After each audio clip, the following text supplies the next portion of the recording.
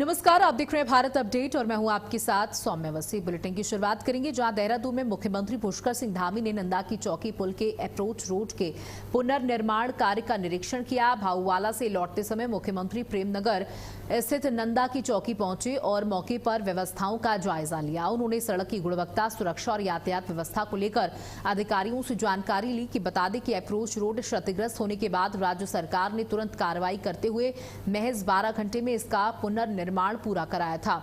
मुख्यमंत्री ने तेजी से काम पूरा करने वाले अधिकारियों और कर्मचारियों की सराहना भी की है। यातायात व्यवस्था को लेकर अधिकारियों से जानकारी भी ली गई। सीएम धामी ने अधिकारियों की काम को भी यहां पर सराहा। आप देख सकते हैं कि मुख्यमंत्री यहां पर पहुंचे थे निरीक्षण करने के लिए। सीएम धामी ने नंदा की चौकी का निरीक्षण किया, यातायात व्यवस्था को लेकर अधिकारियों से जानकारी भी ली।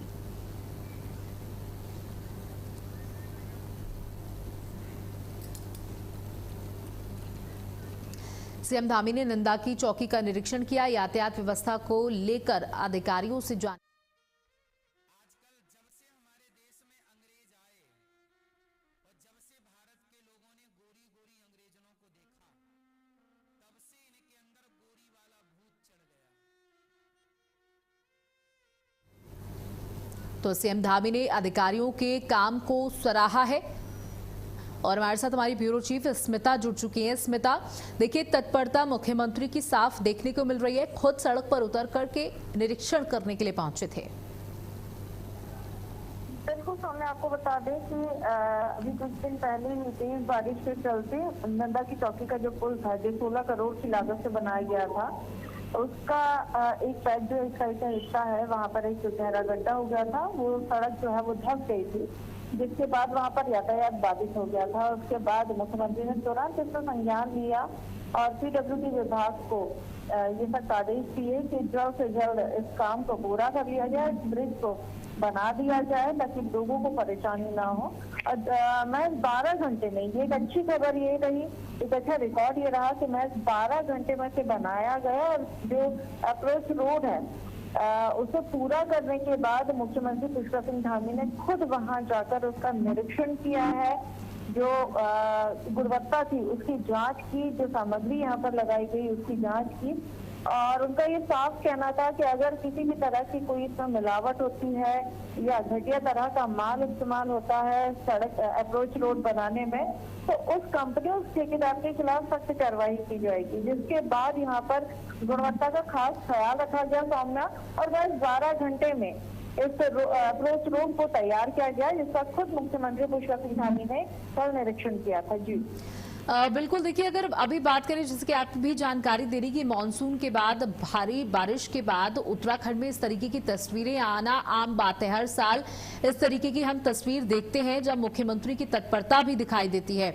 अभी कुछ देर पहले जब हम आपसे एक खबर की जानकारी ले रहे थे जहां पर एक पुल सीधे तौर पर बह गया, तो इंफ्रास्ट्रक्चर का जितना नुकसान मानसून में होता है और उतनी तत्परता के साथ अगर काम हो जाए तो जनता को भी समस्याओं का ज्यादा सामना नहीं करना पड़ता। स्मिता, बिल्कुल यही स्थिति है और यही एक खास बात है कि जब भी इस तरह की स्थिति आती है तो मुख्यमंत्री पुष्कर सिंह खुद जो है ग्राउंड जीरो पर जाकर स्थितियों का जायजा लेते हैं, अधिकारियों से सख्त निर्देश देते हैं और खुद वहां रहते हुए वो काम को देखते हैं। जो लोग होते हैं, जो पीड़ित परिवार होता है, उससे बात करते हैं, उनको सांत्वना देते हैं, उनकी सहायता खुद मुख्यमंत्री पुष्कर सिंह धामी करते हैं। और अभी भी आपको बता दें, जो मल्हारी में ब्रिज गिरा है, मीठी घाटी के पास में, जो मल्हारी में कल बादल फटने के बाद जो स्थितियां हुई हैं, वहां पर भी जो है पुल, उसका निर्माण कार्य इस वक्त चल रहा है। वो कार्य तेजी से चल रहा है सौम्या, जिसकी निगरानी खुद मुख्यमंत्री पुष्कर सिंह धामी कर रहे हैं। बिल्कुल, बहुत बहुत शुक्रिया स्मिता, हमारे साथ जुड़ने के लिए, जानकारियां साझा करने के लिए।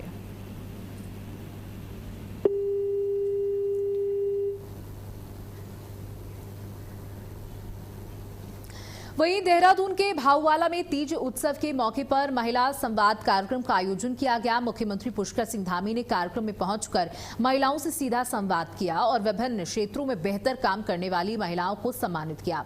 मुख्यमंत्री ने कहा कि उत्तराखंड की असली ताकत मातृशक्ति है और महिलाओं की भागीदारी के बिना राज्य का विकास संभव नहीं है। उन्होंने कहा सरकार महिलाओं को आत्मनिर्भर बनाने के साथ उन्हें नेतृत्व और निर्णय लेने का अवसर देने के लिए लगातार काम कर रही है। महिला संवाद के दौरान सीएम धामी ने महिलाओं के सुझाव और उनकी अपेक्षाएं भी सुनी। तो महिलाओं के साथ संवाद स्थापित करते हुए सीएम पुष्कर सिंह धामी यहां पर नजर आए। सीएम धामी ने उत्कृष्ट महिलाओं को सम्मानित किया। महिलाओं के सुझावों पर सीएम धामी का जोर। महिलाओं ने अपने सुझाव भी मुख्यमंत्री के साथ साझा किए कि किस तरीके से काम किया जा सकता है, महिलाओं के उत्थान के लिए किस तरीके से काम किया जा सकता है। अपने सुझाव रखे और मुख्यमंत्री ने बड़े धैर्य के साथ उनके सभी सुझावों को सुना। देहरादून में खाद्य सुरक्षा विभाग ने बड़े होटलों और 5 स्टार प्रतिष्ठानों के खिलाफ विशेष जांच अभियान चलाया। ताज, फेयरफील्ड, JW मैरियट, हयात सेंट्रिक और हयात रिजेंसी समेत कई होटलों के किचन, स्टोर और खाद्य सामग्री की जांच की गई। हयात रिजेंसी से मसालों और JW मैरियट से तैयार दाल के सैंपल लिए गए, जिन्हें जांच के लिए लैब भेजा जा रहा है। वहीं हयात रिजेंसी से गुलकंद, ऑर्गेनो और सौंफ के पैक्ड उत्पादों को लेकर नोटिस भी जारी की गई है। विभाग ने साफ किया कि मिलावट के खिलाफ अभियान आगे भी यूं ही जारी रहेगा। तो देखिए, अभियान लगातार इसी तरीके से जारी रहेगा। सैंपल्स इकट्ठा किए गए। खाद्य विभाग की ये छापेमारी जनता के स्वास्थ्य के साथ कोई खिलवाड़ ना हो, इसके लिए फूड डिपार्टमेंट का सख्त रवैया यहां पर देखने को मिला है। हयात रेजेंसी को भी नोटिस जारी किया गया है। बड़े होटलों पर खाद्य विभाग ने जांच की है, सैंपल्स कलेक्ट किए हैं।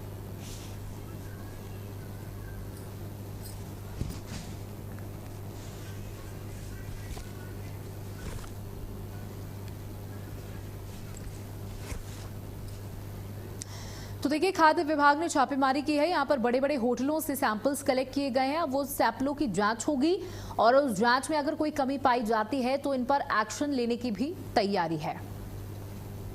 वहीं भाजपा ने प्रदेश कार्य समिति की घोषणा की, जिसमें 121 कार्य समिति सदस्य एवं 32 विशेष आमंत्रित सदस्य और 25 स्थायी आमंत्रित सदस्य शामिल हैं। प्रदेश मीडिया प्रभारी मनबीर सिंह चौहान ने बताया कि प्रदेश अध्यक्ष एवं राज्यसभा सदस्य महेंद्र भट्ट ने प्रदेश कार्य समिति के सदस्यों की घोषणा की है।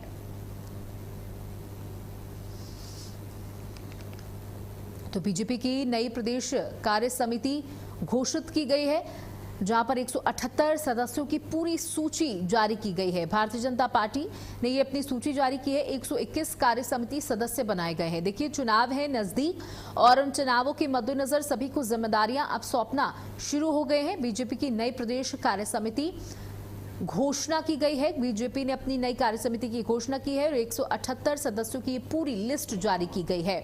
121 कार्य समिति सदस्य भी बनाए गए हैं। अब जिम्मेदारियां का वितरण शुरू हो चुका है। किस तरीके से सबको काम करना है, धरातल पर उतरना है, जन जन तक पहुंचना है और एक बार फिर से भारतीय जनता पार्टी की सरकार प्रदेश के अंदर बनानी है, उसको लेकर के ये काम शुरू हो चुका है। बूथ लेवल से लेकर मुख्यमंत्री लेवल तक किस तरीके से काम होना है, इसके लिए रणनीति बनना शुरू हो गई है। सम्मेलन शुरू हो गए हैं। अभी महिलाओं के साथ संवाद स्थापित किया मुख्यमंत्री ने। बड़ी संख्या में महिलाएं मौजूद थी और खुद के संगठन के लोगों के साथ संवाद स्थापित किया कि कहीं पर कोई कम्युनिकेशन गैप न होने पाए। पौड़ी में भारत की आन बान और शान तिरंगे के सम्मान में भव्य तिरंगा यात्रा निकाली गई। DAV inter college bus station से शुरू हुई यात्रा रामलीला मैदान तक पहुंची। बड़ी संख्या में लोगों ने हाथों में तिरंगा लेकर देशभक्ति और राष्ट्रीय एकता का संदेश दिया। कार्यक्रम में कैबिनेट मंत्री डॉक्टर धन सिंह रावत, पूर्व मुख्यमंत्री तीरथ सिंह रावत, पौड़ी विधायक राजकुमार पौड़ी शामिल हुए। डॉक्टर धन सिंह रावत ने कहा कि तिरंगा देश की एकता, अखंडता और राष्ट्रभक्ति का प्रतीक है। वहीं तीरथ सिंह रावत ने तिरंगे के सम्मान और देश की एकता बनाए रखने का संकल्प लेने की अपील की। यात्रा के दौरान वंदे मातरम और भारत माता की जय के नारे गूंजे। अंत में लोगों को देश की एकता, अखंडता, राष्ट्रहित के प्रति समर्पण की शपथ भी दिलाई गई। तो देखिए जगह जगह तिरंगा यात्रा निकाली जा रही है और इस बार का 15 अगस्त बेहद खास होने वाला है। इस बार का स्वतंत्रता दिवस बेहद खास होने वाला है क्योंकि इस बार लाल किले की प्राचीर से जब वंदे मातरम गूंजेगा, राष्ट्रगीत है वंदे मातरम जो गूंजेगा तो सभी मंत्रमुग्ध हो जाएंगे। और यहां पर तिरंगा यात्रा निकालते हुए तिरंगे को किस तरीके से सम्मान देना है उसकी जानकारी भी दी गई। बड़ी संख्या में छात्र भी यहां पर एकत्रित हुए, छात्रों ने भी हाथों में तिरंगा लेकर लहराया और यहां पर तिरंगे की महत्वता भी छात्रों को समझाई गई। और तिरंगे का सम्मान, राष्ट्र के प्रतीकों का सम्मान, राष्ट्रगान का सम्मान, राष्ट्रगीत का सम्मान कितना जरूरी है इसको लेकर के भी जानकारी दी गई। तमाम जनप्रतिनिधि भी इस दौरान मौजूद रहे।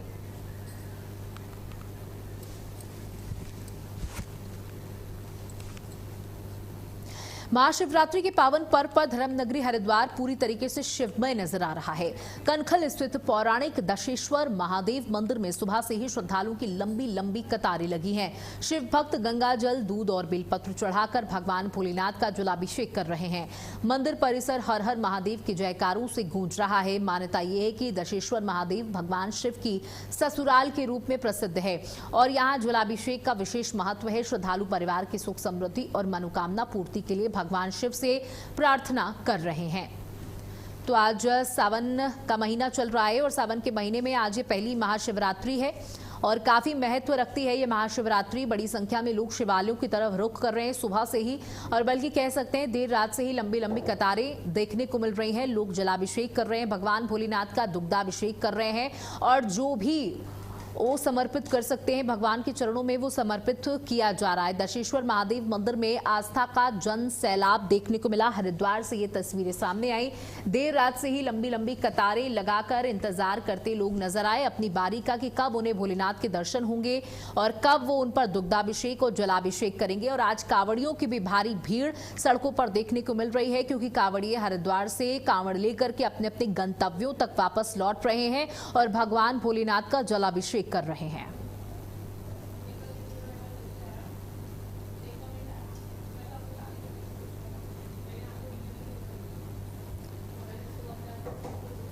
दशेश्वर महादेव मंदिर में आस्था का जनसैलाब देखने को मिला। चाहे वो महिलाएं हो, चाहे वो पुरुष हो, चाहे वो बुजुर्ग हो, बच्चे हो, सभी सुबह से ही हाथों में जल लेकर के भगवान के दर्शन के लिए पहुंचे नजर आए।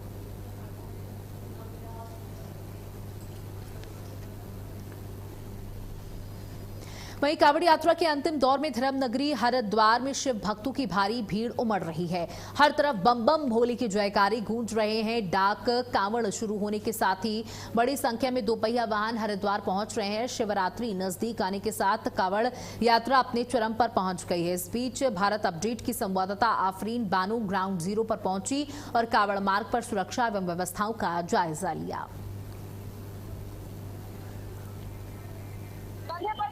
मन में भोलेनाथ की छवि। कांवड़ यात्रा महज एक यात्रा नहीं बल्कि भोलेनाथ के प्रति श्रद्धालुओं की अटूट श्रद्धा और भक्ति का प्रतीक है।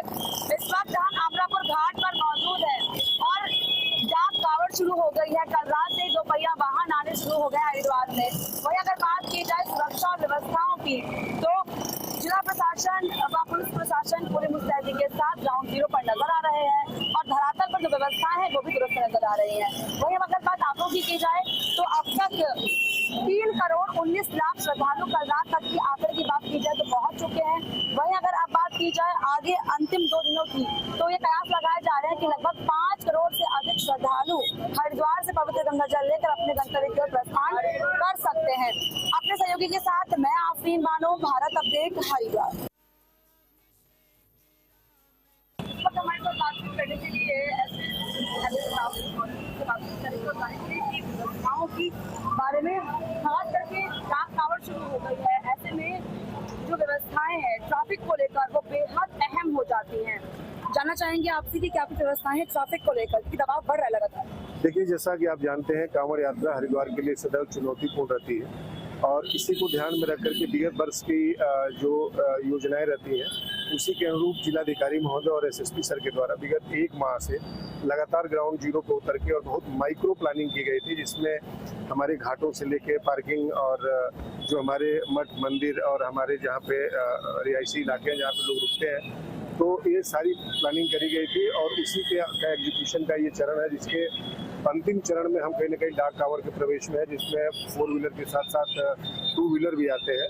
और कल रात से काफ़ी वॉल्यूम में बढ़ा है और लाखों की संख्या में जो श्रद्धालु है हमारे वो 2 व्हीलर से आ रहे हैं और आज हमने कहीं ना कहीं उस पीक को भी अचीव किया है। आप देख रहे हैं कि पूरा हरिद्वार इस समय कहीं ना कहीं आस्था के सैलाब में डूबा हुआ है। आप जहाँ भी देखिए, चाहे घाटों में, मंदिरों में, सड़क पे, हर जगह कहीं ना कहीं हमारे श्रद्धालु है। तो बड़ा अच्छा भी लग रहा है और लगभग 7,000 से अधिक हमारे जवान हर पॉइंट पे जो उनको ब्रीफिंग दी गई है, जो वहाँ की SOP है, उसका पालन कर रहे हैं और सकुशल जो श्रद्धालु है उनको कांवड़ में कहीं ना कहीं उनको सुरक्षित उनको विदा किया जा रहा है उनके घरों। लगातार देखा जा रहा है कि जितनी भी कावड़ यहाँ पर लगातार आ रहे हैं, संख्या लाखों में प्रतिदिन बढ़ रही है, करोड़ों में पहुंच चुकी है। ऐसे में कितनी बड़ी चुनौती मानते हैं आप?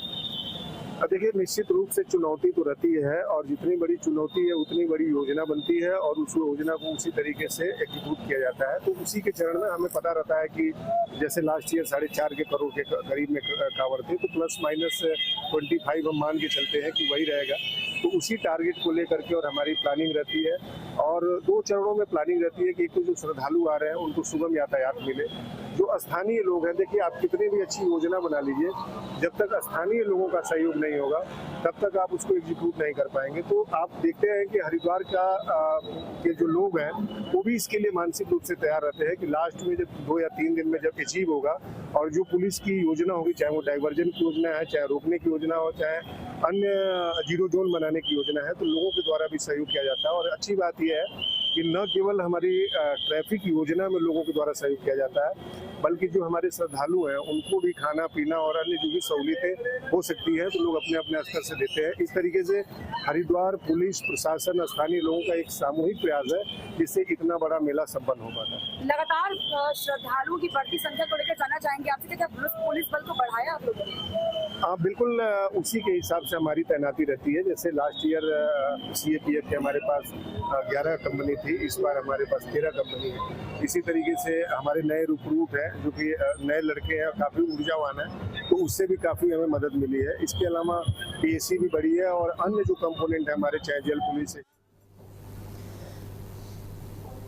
और इसी खबर पर हमारे साथ हमारी सहयोगी आफरीन जुड़ चुके हैं। आफरीन, किस तरीके की सुरक्षा व्यवस्था इस दौरान हरिद्वार में देखने को मिल रही है, जब कावड़ भी चल रहा है और दूसरी तरफ तमाम त्योहार भी नजदीक हैं?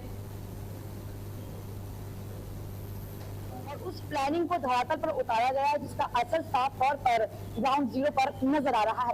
अपने सहयोगी के साथ मैं आफरीन बानो, भारत अपडेट, हरिद्वार।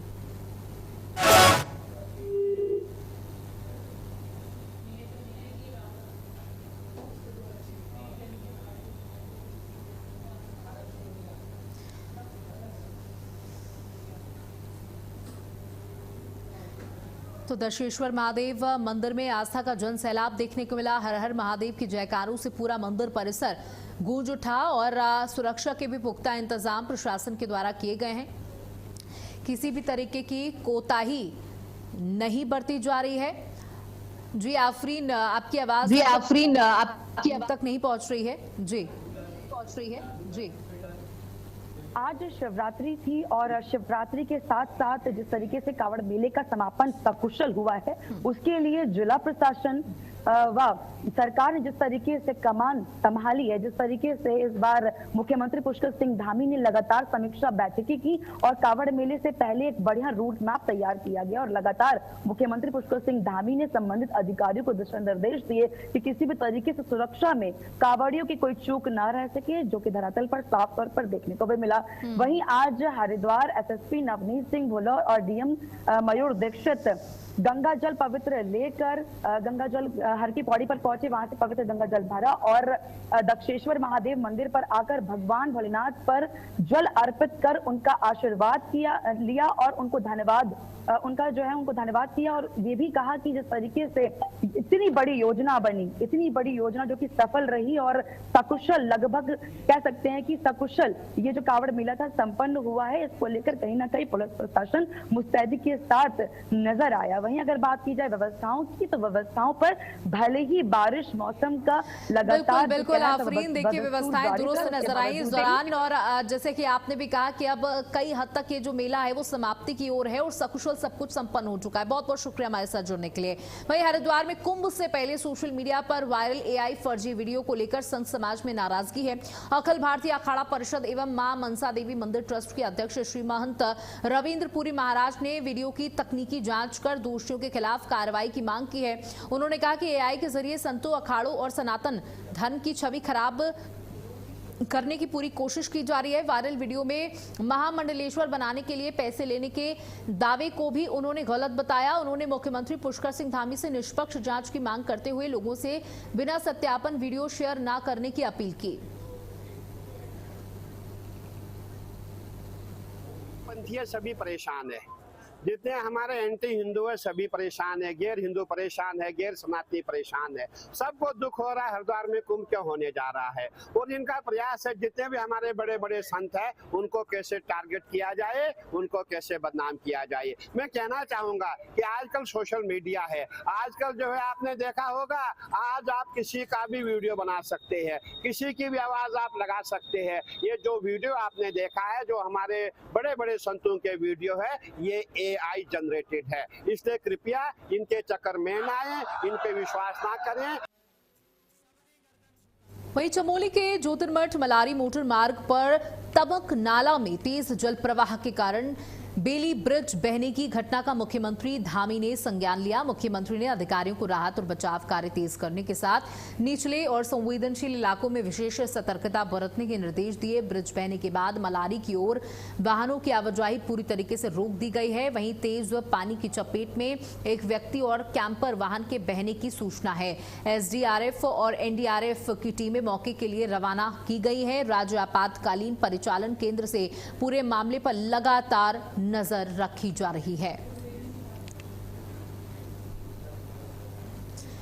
वहीं अगले 3 घंटे हरिद्वार के लिए भारी पड़ सकते हैं। मौसम विभाग ने जिले में बारिश का हाई अलर्ट जारी किया है, ऑरेंज अलर्ट जारी किया है। लक्सर, झबरेड़ा, मंगलौर, भगवानपुर, रुड़की और आसपास के क्षेत्रों में बहुत भारी बारिश की संभावना है। इस दौरान आंधी तूफान के साथ तेज से बहुत तेज बारिश और बिजली गिरने की आशंका जताई जा रही है। वहीं प्रशासन ने लोगों से सतर्क रहने और जरूरी सावधानी बरतने की अपील की है। और इसी के साथ इस बुलेटिन में इतना ही। नमस्कार।